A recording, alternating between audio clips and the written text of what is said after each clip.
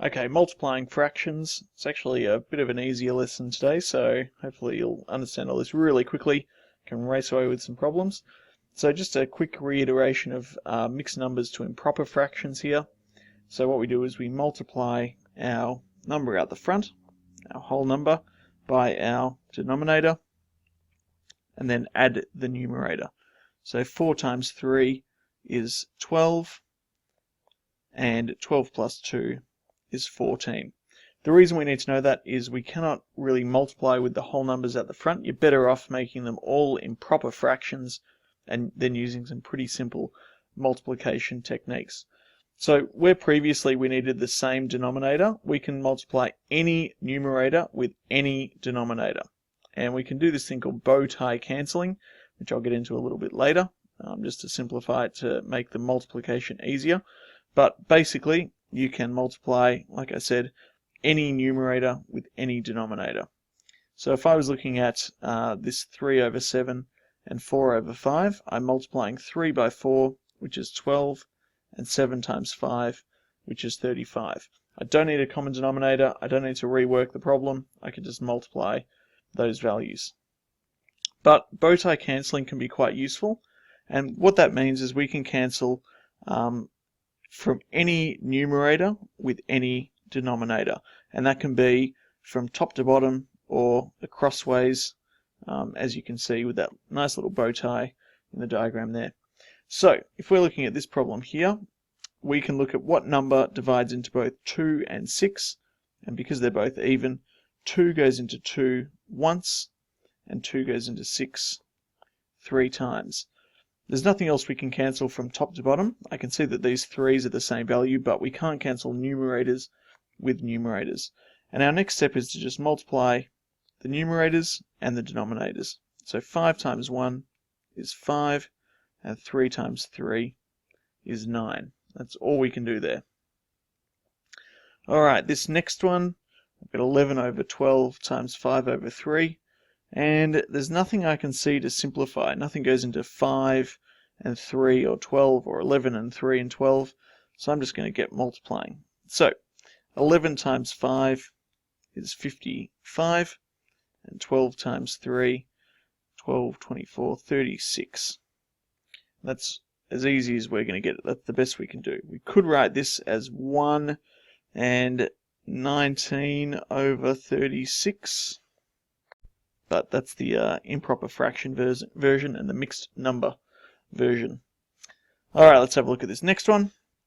So I can see that I can cancel some numbers here. So I know that 3 goes into 3 once and into 9 3 times. And I'm going to use 4 over this side. So 4 goes into 12 3 times and into 6 4 times. Nothing else I can cancel there. So I'm going to multiply 3 by 3 and 4 by 1. 3 by 3 is 9, and 4 times 1 is 4. And we actually did this in a previous lesson. 4 into 9 goes twice, with a quarter, or 1 remaining, so a quarter left over. A couple more, and then I'll let you go. If we have something like this, 5 over 9 times 4, we can write 4 as 4 over 1. Oh, that's a big one. 4 over 1. 4 over 1 is the same as 4, and this way we can use our multiplication of fractions. So there's nothing I can simplify, I don't think. 1 goes into both 1 and 5, but it doesn't cancel down at all. So 5 times 4 is 20, and 9 times 1 is 9. Next question here. So we're looking for numerators, anything on top that will cancel with denominators. And I know that 10 goes into 20 2 times. Well, we can cut that whole thing out and write a 2. And into 50 5 times. And now I've got a bit more cancelling I can do. I can cancel 2, which 2 goes into 2 once, and 8, 2 goes into 8 4 times. And that's as best as I'm going to do. So I'm going to start multiplying my numerators and denominators. 1 times 3 is 3, and 5 times 4 is 20. The reason we're simplifying at this stage is it means that we're not having to work with such big numbers. So 50 times 8 would have been pretty tricky, but 5 times 4 is a lot more manageable. Like I said before, we need to change these to improper fractions. So I'm going to do 1 times 3 plus 2 all over our original denominator of 3 times 2 times 10 plus 7 all over 10. And 1 times 3 is 3. 3 plus 2 is 5 over 3. 2 times 10 is 20. 20 plus 7 is 27. Denominator stays the same. And I can start cutting this down now. So I know that 5 goes into 5 once and into 10 twice. 3 goes into 3 once and into 27 9 times. And then we can start our multiplication. So 1 times 9 is 9. 1 times 2 is 2. Oops. So there are the 3 steps there. And again, we could write this as 4 and 1/2, but depends on what the answer is asking. Let's do one more of those. So I'm getting my number out the front, 3, and multiplying by my denominator of 3, and adding what I had as a numerator already, all over my original denominator of 3. Same thing here, 4 times 8 plus 1 all over 8. 3 times 3 is 9, and 9 plus 1 is 10. Denominator stays the same. 4 times 8 is 32. 32 plus 1 is 33. Denominator stays the same.